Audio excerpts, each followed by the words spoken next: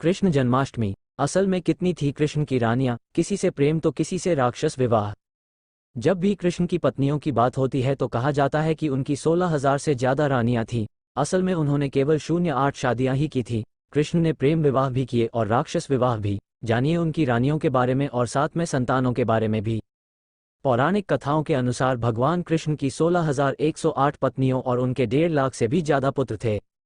हालांकि ऐसा क्यों कहा जाता है, इसकी भी वजह है। पुराणों में उल्लेख है कि एक दानव भूमासुर ने अमर होने के लिए 16,000 कन्याओं की बलि देने का निश्चय कर लिया था।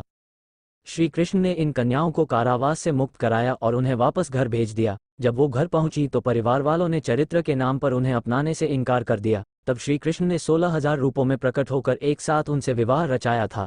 असल में कृष्ण ने केवल 08 बार ही शादी थी। उनकी केवल 08 पत्नियां थीं, जिनके नाम रुक्मणी, जाम्बवती, सत्यभामा, कालिंदी, मित्रबिंदा, सत्या, भद्रा और लक्ष्मणा था।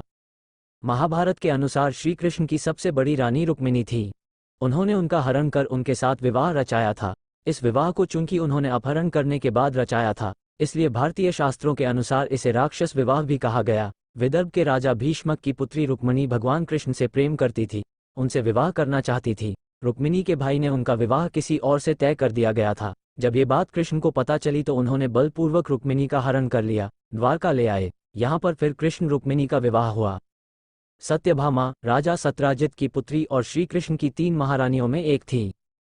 सत्यराजित सूर्य भक्त था। उसे सूर्य ने स्यमंतक मणि प्रदान की थी। ना जाने कैसे सत्यराजित को गलतफहमी हो गई कि ये मणि कृष्ण ने कब्जे में ले ली है, जबकि ऐसा नहीं था। हालांकि कृष्ण ने खुद जंगल जाकर ये मणि तलाश ली। उन्होंने ये मणि तो सत्यराजित को लौटाई ही, साथ ही ये भी बताया कि उन्होंने ऐसा कैसे किया। ये सुनकर राजा सत्यराजित लज्जित हो गया। उसने अपनी बेटी सत्यभामा का विवाह कृष्ण से कर दिया। साथ ही उसने वो मणि भी कृष्ण को देनी चाहिए, लेकिन उन्होंने उसको लेने से मना कर दिया। दरअसल सत्यभामा की शादी के साथ जुड़ी हुई कहानी उनकी जाम्बवती से विवाह की भी है। कृष्ण जब मणि को तलाशते हुए जंगल में ऋक्षराज जाम्बवान की गुफा में पहुंचे तो वहां उन्होंने एक बालक को स्यमंतक मणि से खेलते हुए देखा। अनजान व्यक्ति को देखकर बालक की धाई ने शोर मचाया। जाम्बवान ने वहां पहुंचकर कृष्ण से युद्ध शुरू कर दिया। कुछ ही देर में जाम्बवान ने कृष्ण को पहचान लिया। उसने उन्हें वो मणि तो लौटाई ही, साथ ही अपनी कन्या जाम्बवती का विवाह भी कृष्ण से कर दिया। भगवान कृष्ण की श्रुतकीर्ति नामक बुआ कैकेयी देश में रहती थी। उनकी भद्रा नामक एक कन्या थी। भद्रा और उसके भाई कृष्ण से उसका विवाह करना चाहते थे। अपनी बुआ और भाइयों की इच्छा पूरी करने के लिए कृष्ण ने पूरे विधि विधान से भद्रा के साथ विवाह किया। अवंतिका, उज्जैन देश के राजा विंद और अनुविंद थे। वे दुर्योधन के वंशवर्ती तथा उसके अनुयायी थे। मित्रविंदा श्री कृष्ण की फुआ राजाधिदेवी की कन्या थी। उसकी शादी के लिए स्वयंवर का आयोजन किया गया। इसमें श्री कृष्ण भी पहुंचे। मित्रविंदा खुद कृष्ण से विवाह करना चाहती थी। मित्रविदा का भाई दुर्योधन से अपनी बहन का विवाह करना चाहता था। तब कृष्ण ने सभी विरोधियों के सामने मित्रविंदा का हरण कर लिया। उन्होंने मित्रविंदा के दोनों भाई विंद अनुविंद को पराजित कर उनका हरण किया, फिर विवाह कर लिया।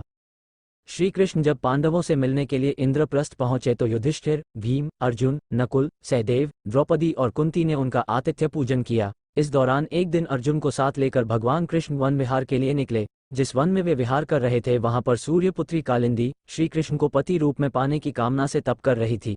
कालिंदी की मनोकामना पूर्ण करने के लिए श्री कृष्ण ने उसके साथ विवाह कर लिया। राजा नग्नजित की पुत्री का नाम था नग्नजिती। वह सुंदर और बेहद गुणवान थी। राजा ने उसके विवाह के लिए एक मुश्किल शर्त रख दी कि जो क्षत्रिय 7 बैलों पर जीत प्राप्त करेगा उसी के साथ वो अपनी बेटी की शादी करेंगे। कृष्ण ने ये काम कर दिखाया। राजा ने उनका ये पराक्रम देखने के साथ खुशी खुशी अपनी बेटी की शादी उनसे कर दी।